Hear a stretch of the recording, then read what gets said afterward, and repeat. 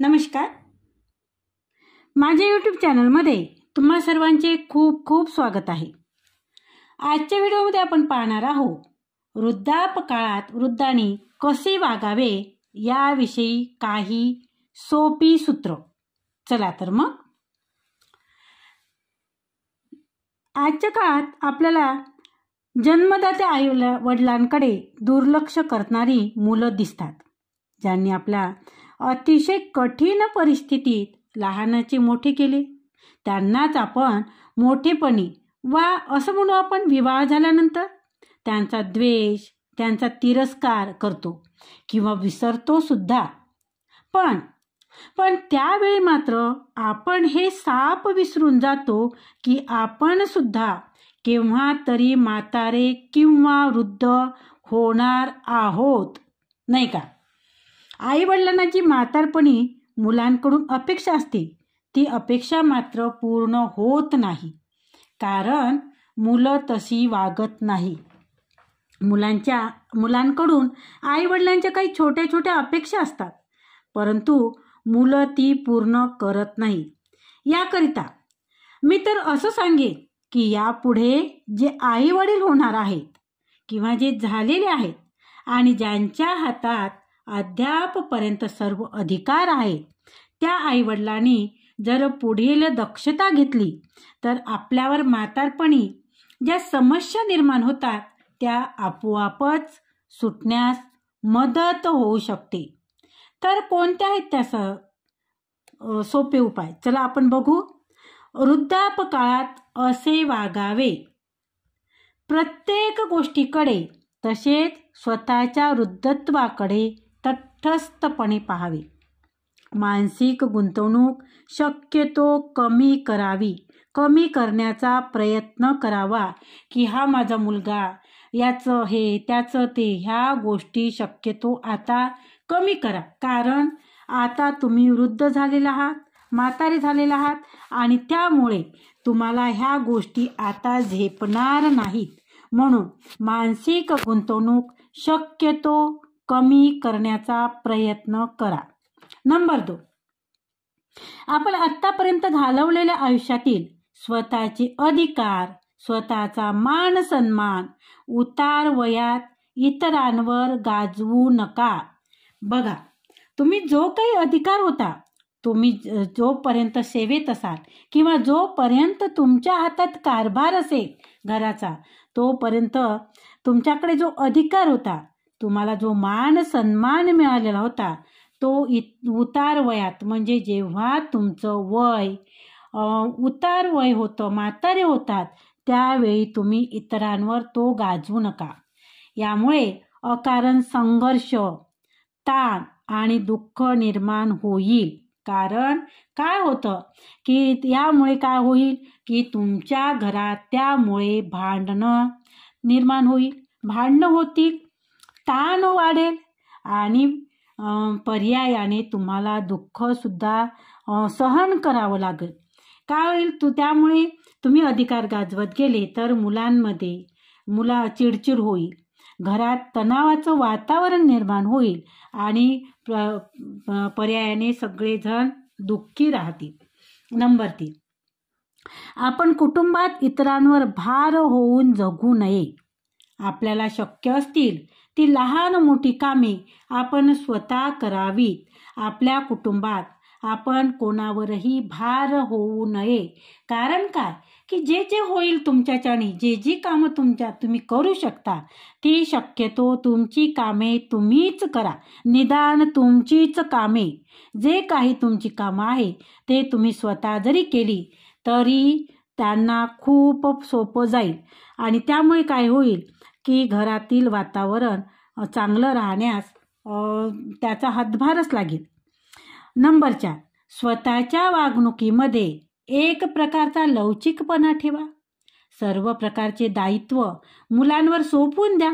मुलांनी विचारले तरच मुलांना सल्ला द्या, नाहीतर विनाकारण सल्ला देत बसू नका. कारण तुम्ही जर तुमच्या वागणुकीत लवचिकता नाही ठेवली तर काय होईल, त्यामुळे भांडणे होण्यास पर्यायाने भांडणच होतील. आणि तुमचे जे काही अधिकार आहे ते मुलांना सोपू द्या. आता त्यांना करू द्या काय करायचं ते. आता तुमची इनिंग संपली आहे, तुमची सेकंड इनिंग चालू झाली. त्यामुळे आता त्यांचं कामं आहे, त्यांचं कर्तव्य आहे. त्यामुळे त्यांची कामे त्यांना करू द्या. तुम्ही सल्ला तेव्हाच त्यांना द्या जेव्हा ते सल्ला मागतील. नाहीतर विनाकारण तुम्ही हे असं कर ते तसं कर असे सल्ले देत बसू नका. त्यामुळे मुलं आणि तुम्ही याच्यात मतभेद होत आणि तुमच्यात दुरावा निर्माण होण्याची शक्यता आहे. नंबर 5, स्वतःच्या तरुणपणी पाळल्या जाणाऱ्या रूढी आहे, परंपरा आहे, संस्कार आहे, वृद्धपणी ते तरुणांवर लादू नका. तसेच नवीन पिढीला नावं न ठेवता त्यांच्याशी सुसंवाद साधावा. आता तुमची पिढी वेगळी होती. तुमच्या पिढीत जे काही झालं असं, ज्या काही रूढी असतील, ज्या काही परंपरा असतील, जे काही संस्कार असतील ते मात्र तुम्ही त्यांच्यावर लादू नका.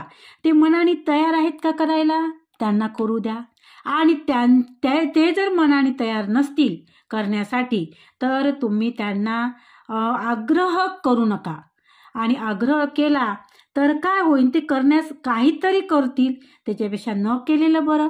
आणि मग तुमचं आणि त्यांचं त्यांनी काही करून ठेवलं तर तुमचा सुसंवाद राहणार नाही. त्यामुळे तुमचे वाद होतील.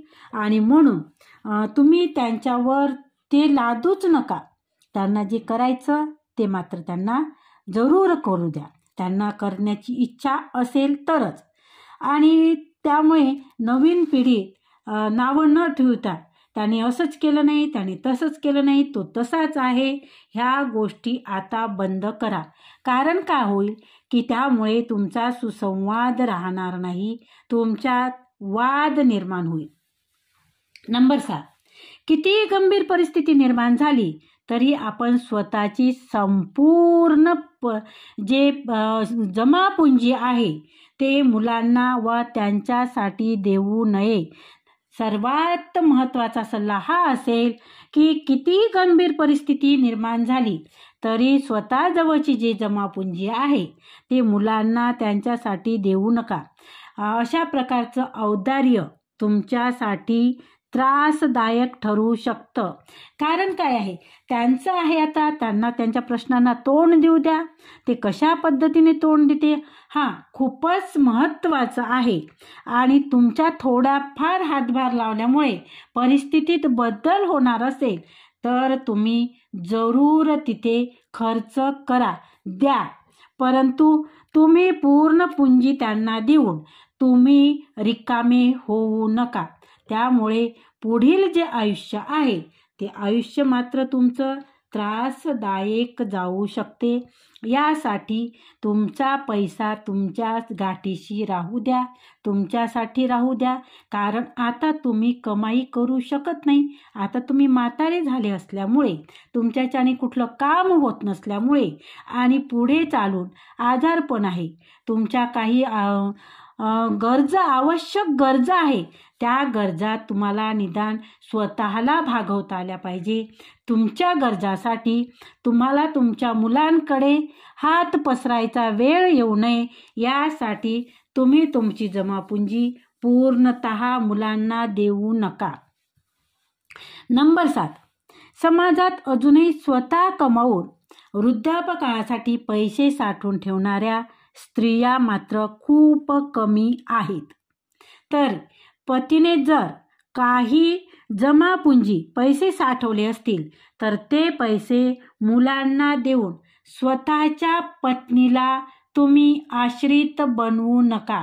कारण काय आहे, आता आजपर्यंतची परिस्थिती अशी आहे की महिला ज्या घरी राहतात आणि जे पुरुष घरचे काम करतात किंवा नोकरीत होतात, त्यामुळे तुम्हाला जे पेन्शनचे पैसे मिळाले आहेत ते पैसे तुम्ही मुलांना देऊन, पूर्ण पैसा मुलांना देऊन तुमच्या पत्नीला तुम्ही आश्रित बनवू नका. कारण तिच्याकडे काही ठेवा. तिने आजपर्यंत तुमच्यासाठी आयुष्य खर्च केलं आहे. ती तुमच्या भरवशावर आहे. तुमच्यासाठी तिनं जीवन जगलं आहे. आणि मग अशा परिस्थितीत जर तुम्ही सर्व तुमची जमापुंजी मुलांना देऊन आणि उद्या जर तुमचं काही झालं तर त्यानंतर तुमच्यानंतर तुमची पत्नी मुलांकडे आश्रित सारखी राहायला नको, यासाठी वृद्धापकाळासाठी पैसे तुम्ही तुमच्या पत्नीच्या नावे ठेवा. हे सगळ्यात महत्त्वाची गोष्ट. नंबर 8, स्वतःची झोपेविषयी तसेच बाहेरील वाढत्या गतिमान जीवनाविषयी आणि कुटुंबातील लहान मोठ्या व्यक्तीच्या वैयक्तिक जीवनाविषयी जास्त चिंता करू नये. आणि हे आता तुमच्या तब्येतीला झेपणारं नाही. कारण काय, तुमचं वय वाढतं आहे आणि बाहेरच्या काही गोष्टी आहे, कुटुंबातले काही लहान मोठ्या व्यक्तींचे वैयक्तिक जीवनाविषयी काही चिंता असेल, काही गोष्टी असेल, त्यांचं त्यांना सॉल्व करू द्या. त्यांचं त्यांना त्याच्यातून बाहेर कसं पडायचं ठरवू द्या. तुम्ही मात्र विनाकारण चिंता काळजी करत बसू नका. कारण तुम्ही काळजी केल्यामुळे त्या गोष्टी सॉल्व होणार नाही. तुम्ही मात्र तुम्हाला जर माहीत असेल त्या गोष्टीवर काही उपाय असेल तर तुम्ही त्यांना उपाय जरूर सांगा, त्याच्यावर सल्ला जरूर द्या. परंतु कोणाच्याही लहान मोठ्या व्यक्तीच्या वैयक्तिक जीवनाविषयी जास्त चिंता करायला जाऊ नका. हा असाच वागतो, तो तसाच वागतो, काहीही करू नका. सल्ला मात्र जरूर द्या. ऐकत नसेल तर सोडून द्या. तुम्ही विनाकारण काळजी करत बसू नका. नंबर 9, घरातील लोकांना स्वतःची कोणती अडचण होऊ न देण्यासाठी स्वतःची सर्व कामे वेळप्रसंगी पूर्णपणे पालटण्याची मानसिक सिद्धांत तुम्ही ठेवावा. घरातील लोकांना तुमच्या कोणत्याही अडचणीला अडचणीसाठी त्यांची मदत घ्यावी लागेल किंवा कुठल्या गोष्टीचं त्यांना काही मदत तुम्हाला करावी लागेल, ह्या गोष्टी न करता तुमचं जे काही कार्यक्रम आहे, ज्या काही गोष्टी आहे त्या तुम्ही स्वतः पार पाडा. आणि तुमच्या पूर्णपणे ती मानसिकता बदला तुम्ही, की माझा मुलगा करेल, माझी सून करेल, हे मला आणून देईन, मला जेवायला आणून देईन, याचा विचार न करता तुमच्याच्याने जर होते चालणं, तुम्ही जा तिथपर्यंत आणि तुमचं तुम्ही जेवायचं घ्या. तुम्हाला पाणी प्यायचं आहे, तुम्ही जा, पाणी घ्या, पाणी प्या. परंतु तुम्ही दुसऱ्यांवर अवलंबून राहू नका छोट्या मोठ्या कामासाठी. नंबर 10, निसर्ग सौंदर्यात रममाण होण्यास शिकावे. सकाळी लवकर उठणे, मोकळ्या हवेत फिरायला जा. यातून काय होईल, मानसिक तुम्हाला आनंद मिळेल. आणि दुसरी गोष्ट म्हणजे त्यातून एक चालण्याचा व्यायाम सुद्धा होऊ शकतो, नाही का. निसर्ग सौंदर्यात रममाण झाले तर काय होईल, तुमचं मन प्रसन्न होईल, मन पॉझिटिव्ह होईल, नाही का. पॉझिटिव्ह विचार तुमच्याकडे येतील. आणि रोज जर तुम्ही मोकळ्या हवेत फिरायला गेले तर यातून मानसिक आनंदसुद्धा तुम्हाला मिळेल, नाही का. आणि त्याच जोडीला व्यायामसुद्धा आणि शारीरिक आणि मानसिक दोन्ही गोष्टींनी सुधारणा होऊ शकते. आणि म्हणूनच सकाळच्या हवेत तुम्ही रोज फिरायला जा. सकाळी उठून फिरायला जाणे, थोडंसं चालणे, ह्यामुळे तुमचाच काय होईल, व्यायाम होईल आणि सकाळचं शुद्ध हवा तुम्हाला मिळेल आणि प्रकृती त्यामुळे चांगली राहण्यास मदत होईल, नाही का. पुढची गोष्ट म्हणजे नंबर 11, दिवसातील बराच वेळ तुम्ही अध्यात्म वाचन करा. काही तुमच्या आवडीनुसार वाचन करा. अध्यात्माची आवड असेल अध्यात्म वाचा, मनन करा, चिंतन करा, काही ध्यान करा किंवा इतर काही गोष्टींना तुम्ही गोष्टी करू शकता. जसं पुस्तक वाचन करा, तुम्हाला आवडीनुसार वाचन करा. तुमच्या काही गोष्टी असेल तुमच्या मनोरंजनाच्या त्या गोष्टी करा. पण इतर गोष्टींना वेळ मात्र कमी द्या. इतर गोष्टींसाठी कमी महत्त्व द्या. तुम्ही ह्या गोष्टीमुळे काय होईल, तुमचं मानसिक आरोग्य चांगलं राहते. ह्या गोष्टीमुळे तुम्ही अध्यात्म वाचलं, मनन केलं, चिंतन केलं, ध्यान केलं तर यामुळे तुमचं मानसिक आरोग्य सुधारण्यास मदत होते. आणि जर तुम्ही इतर गोष्टी याची काळजी कर, त्याची काळजी कर, ह्या गोष्टी सोडल्या तर तुमचं मानसिक आरोग्य अतिशय चांगलं राहण्यासच मदत होईल. नंबर 12, जेवणात शक्यतो सकस आहार घ्या. शक्यतो नाही, तुम्ही रोजच जेवणात सकस आहारच घ्या. आता जसं की वरण, भात, पोळी, भाजी, भाकरी आणि गोड तेलकट पदार्थ सहसा कमी करा. गोड पदार्थ, तेलकट पदार्थ त्या काय आहे की तेलकट पदार्थ पचायला जड असतात. आणि आता तुमचं वय जर बघितलं तर वयाच्या मानाने तेलकट पदार्थ पचायला कठीण असतात आणि त्यामुळे तुम्हाला त्रास होऊ शकतो. आणि म्हणून तेलकट पदार्थ, गोड पदार्थ शक्यतो कमी खात चला. तसेच भाज्या, ज्या हिरव्या भाज्या आहे, भाज्या खाण्यात ठेवा. कोशिंबिरी खा. आणि जे आपण म्हणू की याच्यानुसार मोसमानुसार जे फळे मिळतात ती फळं तुम्ही खात जा रोज. तसंच दूध घेत जा रोज. हळद टाकून दूध जर घेतलं तर ते दूध आरोग्यासाठी अतिशय उपयोगीच असते. तसेच गाईचं दूध असेल तर फारच चांगलं असते. गाईचं दूध हळद टाकून रोज पीत जा. तसंच ताक घ्या. ताकही तो आता उन्हाळ्या दिवसात ताकसुद्धा खूप चांगलं असते. दही हे सुद्धा तुम्ही तुमच्या आहारात ठेवा.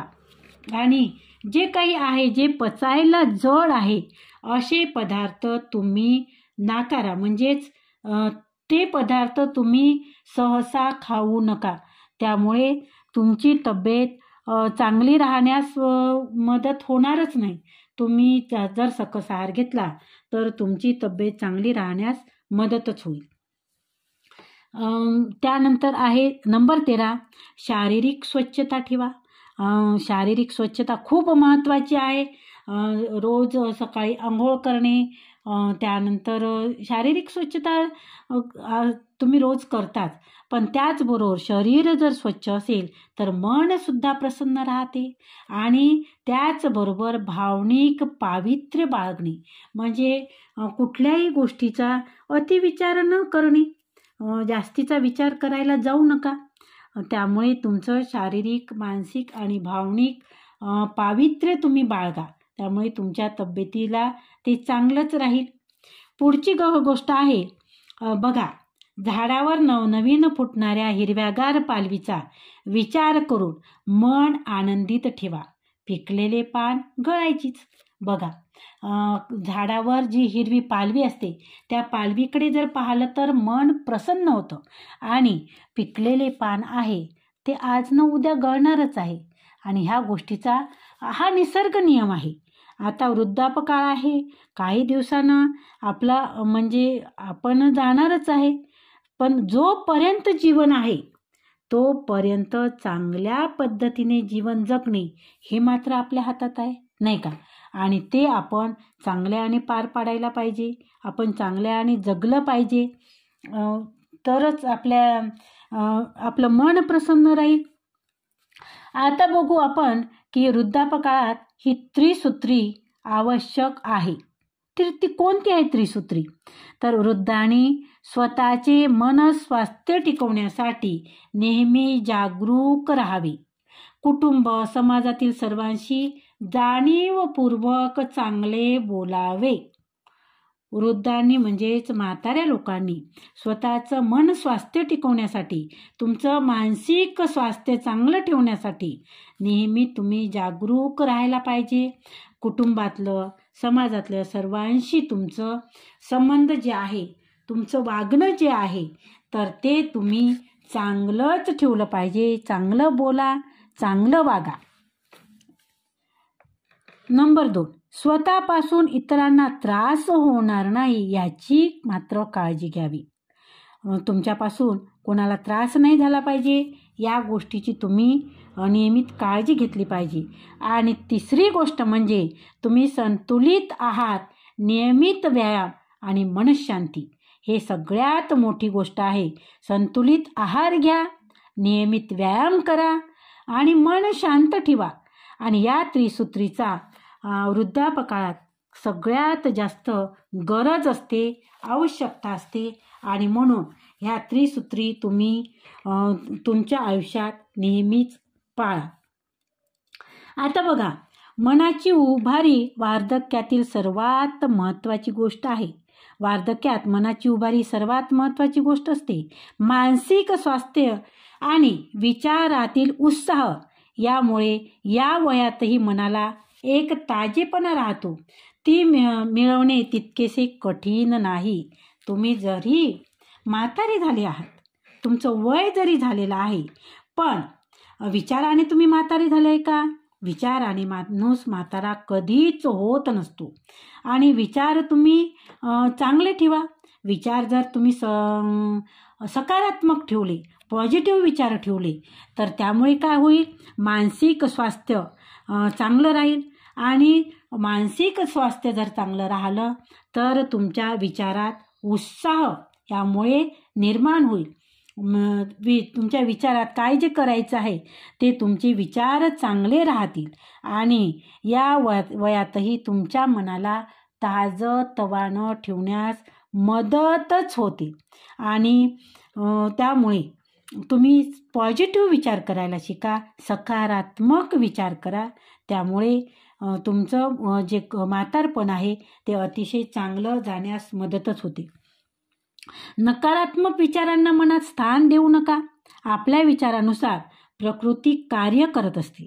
बघा, तुम्ही जर सकारात्मक विचार कराल तर सकारात्मक गोष्टीचा तुम्हाला परिणाम दिसेल, प्रभाव दिसेल.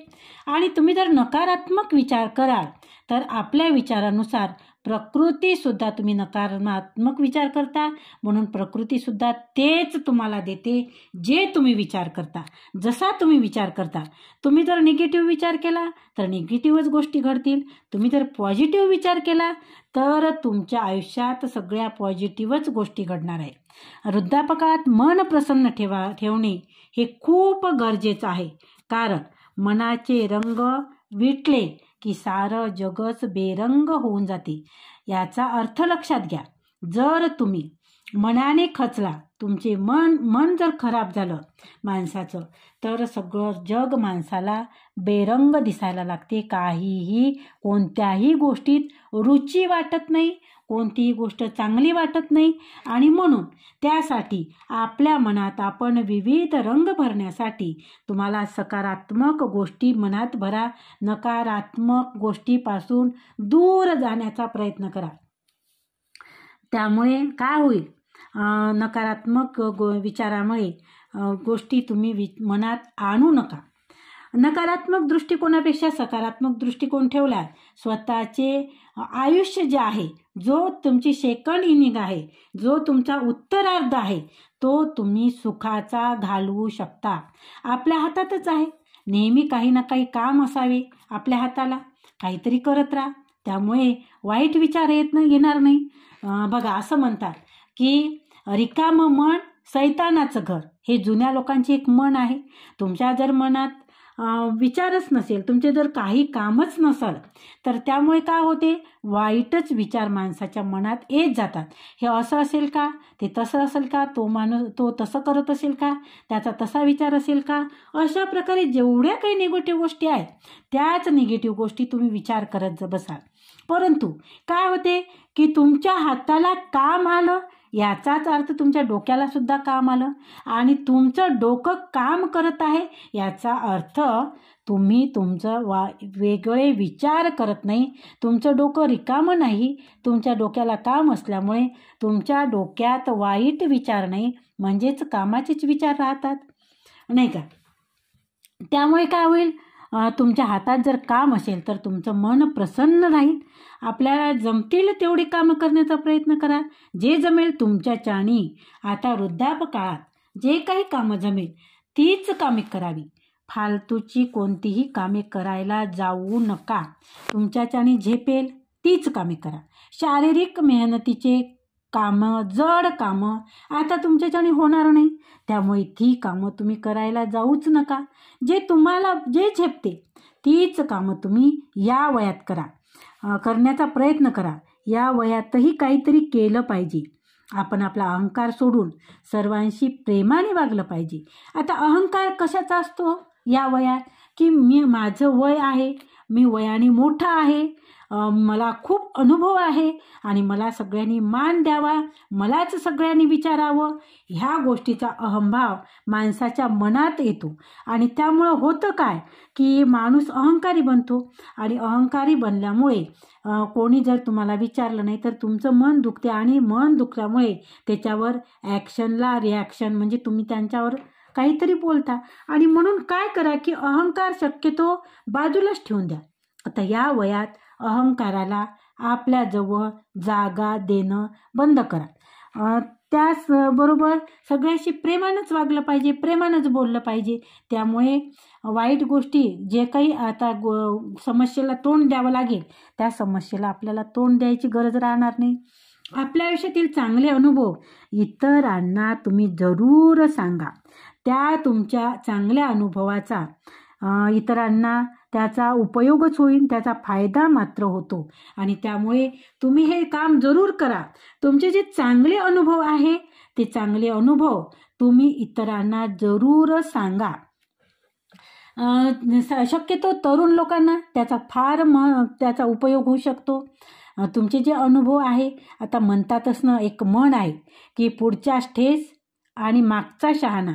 तुम्हाला जो अनुभव आला, तुम्हाला जो कोणत्या गोष्टीमुळे कटू अनुभव आला, तर तो अनुभव तुम्ही जर सांगितला की अशामुळे असं झालं होतं, तर त्या गोष्टी कशा पद्धतीने वेगळ्या पद्धतीने हाताळता येईल, चांगल्या पद्धतीने हाताळता येईल, तरुण पिढीला त्याचा ते विचार करतील. आणि म्हणून तुम्ही आयुष्यात जे काही चांगले अनुभव तुम्ही घेतले आहे ते इतरांना जरूर सांगा. आवश्यकता असेल तिथे तुम्ही त्यांना मार्गदर्शन जरूर करा. जेव्हा जेव्हा तुमची आवश्यकता असेल, जेव्हा जेव्हा तुम्हाला त्यांची गरज असेल, तर तेव्हा तुम्ही त्यांना मार्गदर्शन जरूर करा.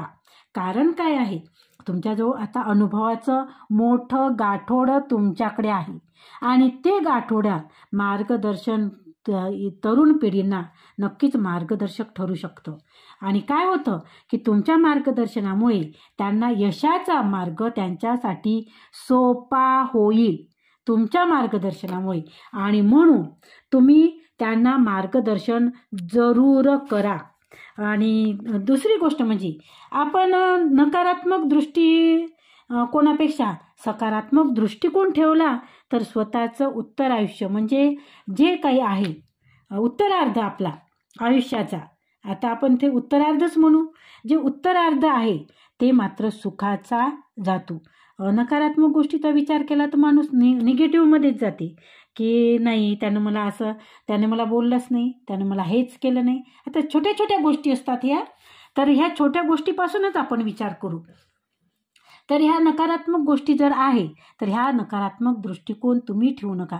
सकारात्मक काय नसन बोलवलं, वेळ नसेल विचारलं, आपली गरज नसेल, आपल्या सल्ल्याची गरज नसेल, असा विचार करा ना, की तुम्हाला त्यांनी विचारलं नाही याचा अर्थ तुमच्या सल्ल्याची त्याला गरज नाही, म्हणून त्यांनी तुम्हाला विचारलं नाही, असा विचार करून तुम्ही सकारात्मक दृष्टिकोन ठेवा. त्यामुळे काय होईल, की तुम्हाला जो होणारा त्रास आहे तो त्रास मात्र तुमचा कमी होण्यास मदत होईल. तर स्वतःचं आयुष्य तुम्ही सुखात जगू शकाल. जे आहे आपली सेकंड इनिंग आपण म्हणतो, ती सेकंड इनिंग आपण सुखाने जगू, नाही का. तर काय आहे, आपण आता रिटायरमेंट नंतर आपलं जे काही काळ आहे, आता 30 वर्ष 35 वर्ष, 90 म्हटलं तर आपण 30 वर्ष धरू, किंवा 100 जर गाठली तर 40 वर्ष धरू. जे 40 वर्ष आहे, 30 वर्ष आहे, जे काही काळ आपल्या हातात आहे तो काळ आपण सुखात घालवणे हे मात्र सगळ्यात महत्त्वाचं इथे आहे, नाही का. आपल्या इगोपेक्षाही सगळ्यात महत्त्वाचं आहे की आपल्या डोक्याला कुठल्याही याचं टेन्शन न राहता, कुठल्याही गोष्टीचा त्रास न होता आपण जर सरळ जगत आहे, सुखानं जगत आहो, तर ती गोष्ट सगळ्यात महत्त्वाची मला वाटते इथं आहे. यात मात्र शंका नाही. जर असा सकारात्मक दृष्टिकोन ठेवला तर काय होईल की तुम्ही जर सकारात्मक दृष्टिकोन जर ठेवला तर काय होईल की 2 पिढ्यातलं अंतर कमी होईल. तुम्ही त्याला समजून घेतलं, तो तुम्हाला समजून घेईल, नाही का? तुम्ही त्याच्यावर कुरघोडी करत गेला तर तोही तुम्हाला पलटून उत्तर देईल. आज परिस्थिती कशी आहे, आजचा तरुण कसा आहे की आज खूप झपाट्याने बदल होत आहेत, खूप झपाट्याने. आपला काळ कसा होता की प्रगती एवढी फास्ट नव्हती. आज दुसऱ्याच तासाला काहीतरी बदल दिसतो. आपल्या काळात तेवढं नव्हतं आणि त्यामुळे तरुण खूप 4 पावलं समोर आहे आपल्याही.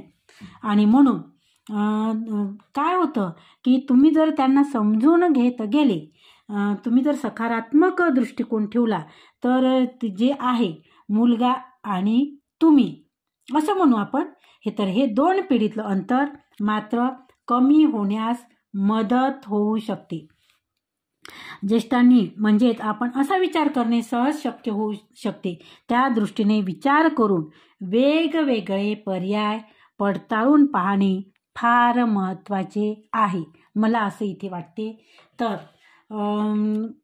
आजचा हा व्हिडिओ तुम्हाला जर आवडला असेल किंवा तुम्हाला जर माझा व्हिडिओ आवडला असेल तर व्हिडिओला लाईक करा, व्हिडिओ शेअर करा, कमेंट करा. आणि सगळ्यात महत्त्वाचं, जर तुम्ही चॅनलवर जर नवीन असाल तर चॅनलला सबस्क्राईब कराल, कारण अशाच प्रकारचे नवनवीन व्हिडिओ तुमच्यापर्यंत पोहोचतील. आणि बेल आयकॉनला क्लिक करण्यास विसरू नका. खूप खूप धन्यवाद आणि शुभेच्छासुद्धा. धन्यवाद.